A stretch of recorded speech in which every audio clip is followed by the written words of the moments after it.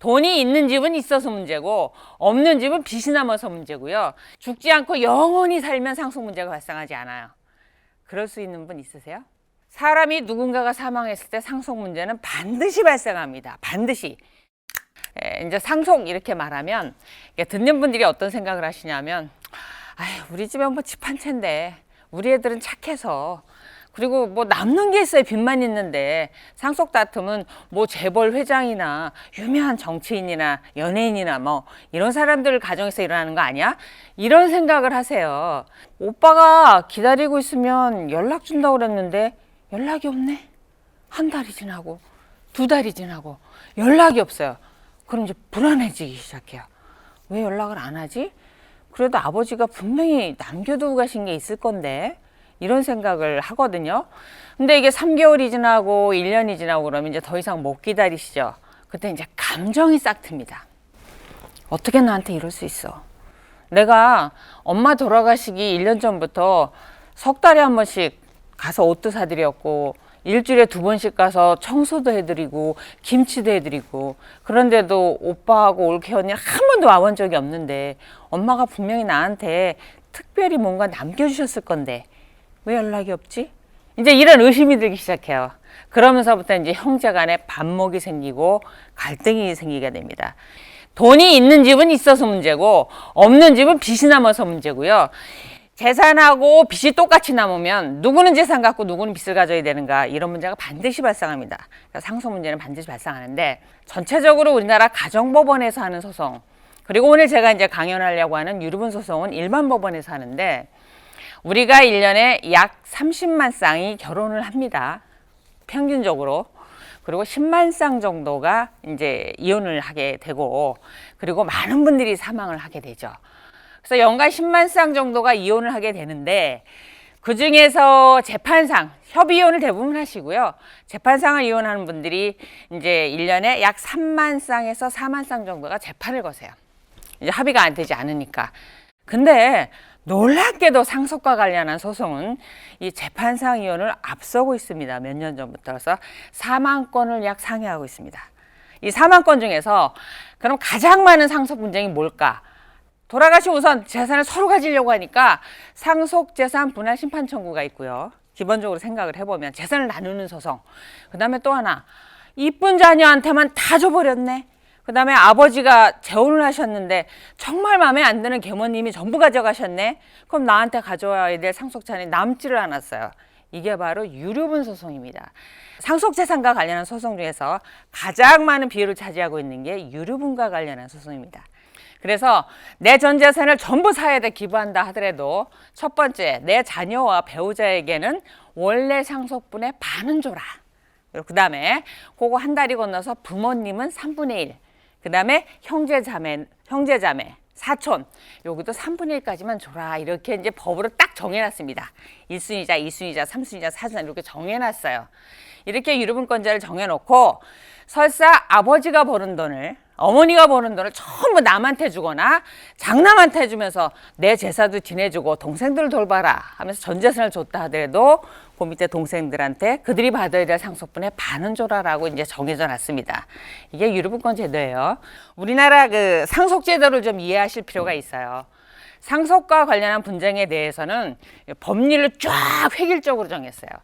여러 가지 기준이 있는데 우선 돈과 관련해서 이걸 어떻게 나눌지를 정하는 기준에 있어서 우리나라는 혈연주의를 채택을 했습니다. 즉 피가 통하는 사람한테만 상속하겠다라는 혈연주의를 채택했고요. 그 다음에 무슨 일이 있을 때 이렇게 구체적인 사정을 따져서 몇 대 몇 이렇게 나누지 않고 일률적으로 n분의 1로 확 나누겠다라는 법정주의를 채택하고 있습니다. 그래서 법에서 혈연주의를 기초로 해서 법에서 몇 분의 1, 몇 분의 1, 몇 분의 1 이렇게 정해져 놨어요. 그래서 상속분은 우리가 실제로 소송을 해보면 딱딱딱딱 나옵니다. 얼마 원 단위까지. 그래서 합의가 잘 되지 않는 특징을 가지고 있습니다. 그래서 그 중에 하나 이제 상속제도와 관련해서 법으로 획일적으로 정해놨고 강력한 것이 유류분 제도예요. 그러니까 내가 죽어서 내가 벌은 재산이지만 내 맘대로 너 얼마 갖고 100억 갖고 200억 갖고 이렇게 하지 말고 누군가에게는 반드시 기본적인 재산을 남겨줘라. 이 유류분 제도는 1977년도에 들어왔어요. 그때 왜 들어왔냐면 일단은 그때는 이제 농업 시대였잖아요. 그다음에 간의 수공업 시대였던 시절에 한 가정이 집을 짓고 회사가 커가는 거는 그 가족들의 노력이 다 같이 있었던 거예요. 엄마가 집에서 빨래하고 청소하고 설거지하고 애만 본다고 아무것도 안 하는 게 아니라는 거예요. 그다음에 장남은 장남대로 장녀는 장녀대로 역할을 해서 한 가게를 이뤘습니다. 근데 아버지가 돌아가시면서 설사 내가 서운하게 했다고 한들 나는 하나도 주지 마라 이러고 돌아가시면 섭섭하다는 거죠. 그래서 돌아가시는 분이 비록 돈을 벌었지만 그것을 누구에게 줘라라고 하는 자기 재산의 처분권에 대해서 일정 제한을 두고 상속인도 또 상속자도 기대권이 있잖아요. 아버지가 돌아가시면 나한테 얼마 줄 거야. 이런 기대권도 좀 보호해주고 무엇보다 내 자녀들이 굶는데 그걸 가지고 사회 기부를 다 해버린다라고 하면 사회에 좋은 일은 했지만 내 자녀가 굶는 게 과연 사회 정의에 맞는가? 아까 상속재산이 연간 4만 건을 넘는다 그랬잖아요. 근데 그 중에서도 유류분과 관련한 소송이 가장 많은 비율을 차지하고 있는데 그 중에서도 절반이 넘는 숫자가 딸들이 제기하고 있어요. 딸들이. 그러니까 아직까지 따져보면 부모님들이 장남한테, 그러니까 아들한테 많이 준다는 거죠. 그래서 이 유류분은 반드시 줘야 된다. 그래서 소송이 걸리면 반드시 나눠줘야 된다라는 기준을 갖고 있는데 여기에 대해서 이제 주의해야 될 건 내가 죽었어. 근데 여동생, 딸이 아들을 상대로 해서 만약에 유류분 소송을 제기를 했어요. 그러면 그들이 소송이 끝나면 다시 볼까요? 안 볼까요? 다시는 안 봅니다. 원수도 그런 원수가 없습니다. 소송을 해보면. 세상에서 제가 못 들어본 욕은요. 유류분권 소송, 그 소송에서 법정에서 다 듣습니다. 난리도 아닙니다. 한 사건은 9분이 오셨는데 노마가 이렇게 지팡이 짚고 이렇게 오셨어요. 이분이 뭐 판사가 무섭겠습니까? 지팡이를 들고 판사한테 왜 이거를 내가 이 딸이 시집도 안 가고 동생도 돌보고 우리를 돌봐서 내가 다 줬는데 이거를 왜 저 모 같은 자식한테 내가 줘야 돼? 라고 하면서 난리가 났습니다. 그래서 지팡이를 들고 그때 둘째 아들이었어요. 요렇게 들어왔다가 엄마 눈 딱 마주치잖아요. 법정에서 일로 뜁니다. 어머니 앞에 계시다 아들 보잖아요. 일로 뛰어요. 이렇게 난리도 아닙니다. 아주 유류분 소송과 관련해서는. 그래서 원수가 되기 때문에 제가 항상 유류분권과 관련해서 강의를 하는 이유는 이런 원수를 안 만들려면 부모가 자녀한테 그가 받아야 될 절반은 남겨주시라고 그래야 안 싸운다고 이 강의를 하고 있는 겁니다. 그래서 유류분 제도와 관련해서는 반드시 줘야 된다. 그러니까 이거 한번 계산해 보자라는 거예요. 그래서 쉽게 이제 유류분과 관련해서 그럼 계산법은 어떤 것이냐라고 계산해 보면 원래 자녀들은 배우자는 본래 받아야 될 자기 상속분의 반을 가져가야 된다 그랬잖아요. 그럼 아버님이 돌아가셨는데 계산을 해볼게요. 아버님이 돌아가시면서 이제 어머님 먼저 돌아가셨고 이 형제 둘을 이렇게 남겨놓고 돌아가셨어요. 근데 장남한테는 제사 지내줘야 되니까 동생 몰래 아버지가 그 전 재산 3억 중에서 1억 원을 미리 줬어요. 장남한테. 내 제사 잘 지내줘라. 그리고 동생 돌봐줘라. 그리고 2억 원을 딱 남기고 돌아가셨습니다. 돌아가셨을 때 그럼 유류분과 관련해서 이제 계산을 해볼게요. 그럼 전체 계산할 때 아버님이 2억을 남기셨어도 이미 준 1억 원도 이 상속재산 계산할 때 계산이 들어와요. 이걸 특별수익이라고 그래요. 그래서 3억 원이 나누는 재산이 됩니다. 그럼 3억 원을 나눠서 만약에 그대로 남기고 돌아가셨다면 장남도 1억 5천, 그 차남도 1억 5천 이렇게 나눠 가져야 되는 거죠. 그런데 아버님이 장남한테 이미 1억 원을 줬어요. 1억 원을 줬으면 2억 갖고 나눌 때 3억의 절반 1억 5천, 1억 5천을 가져가야 되니까 차남이 1억 5천을 가져가면 됩니다. 그리고 장남은 5천만 원만 가져가면 돼요. 이미 1억 원 가져갔으니까. 그럼 1억 원씩, 1억 5천씩 공평하게 나눠지게 되죠. 근데 이번에는 그 아버님이 돌아가시면서 그 장남한테 3억 원을 전부 다 줘버리셨어요. 돌아가시기 전에 이미 다 줘버리고 돌아가셨어요. 안 남기고.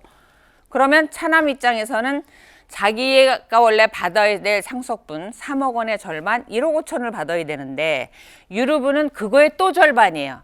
7,500만 원을 받아야 되죠. 누구에게? 3억 원을 다 가져간 장남에게 7,500만 원을 가져오게 됩니다. 이렇게 됩니다.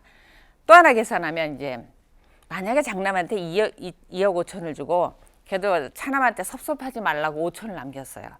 그렇지만 제가 유류분이 7,500이라 그랬잖아요. 그러니까 남는 돈 5천만 원을 차남이 전부 가져가고 형한테는 2,500만 원만 더 달라면 됩니다. 이거 절대로 거부할 수 없습니다. 반드시 줘야 됩니다. 그러니까 아버님이 만약에 3억 원의 재산이 있으면 차남한테는 얼마는 남겨줘야 소송이 안 붙어요? 7,500만 원은 남겨줘야 동생이 형한테 유류분 소송을 제기할 수 없어요. 이거 주의하셔야 되고, 또 하나, 그러면은 아버지가 재산을 특히 일산하고 이제 분당이 개발될 때 그런 일이 많았어요. 그때 저 대학교 다닐 때 이제 백마역이라고 거기 뭐 화상회랑이라는 그 민속주점이 있었어요. 논밭이었어요. 그때 당시에 80년도 이때 아버지가 논밭을 장남한테 다 줬어요. 농사지라고. 줬는데 그게 당시 줄 땐 2천만 원이었습니다. 근데 이게 일산이 개발되면서 무려 60억으로 올랐습니다. 이게. 실제 있었던 사례예요. 60으로 올렸으니까 딸들이 유류분 소송을 합니다. 그러니까 이 장남이 뭐라 그러냐. 무슨 얘기예요? 내가 받을 때 2천만 원인데 줄 거 없어요. 그리고 시집갈 때 내가 다 줬는데 이러고 나왔어요. 딸들이 무슨 얘기예요, 오빠? 그 땅 지금 가지고 있었으면 60억인데? 이렇게 이제 다투는 거죠. 그러니까 60억에 대해서 유류분을 줘라. 오빠는 2천만 원에 대해서 주겠다. 대법원이 누구 손을 들었을까요? 딸들의 편을 들었습니다. 그래서 유류분은 30년 전에 줬어도 아버지가 어제 돌아가셨으면 어제 당시 시가로 따지게 됩니다. 어제 당시 시가로. 더 나가서 장남한테 줬는데 이 땅을 팔아먹었어. 팔아먹었어도 있다고 치고 현재 시가로 계산해서 가액으로 토해내게 됩니다. 그래서 유류분이 이렇게 무서운 권리여서 반드시 딸들에게도 다른 자녀에게도 어느 정도는 남겨주셔야 분쟁이 되지 않습니다. 이게 유류분 제도입니다.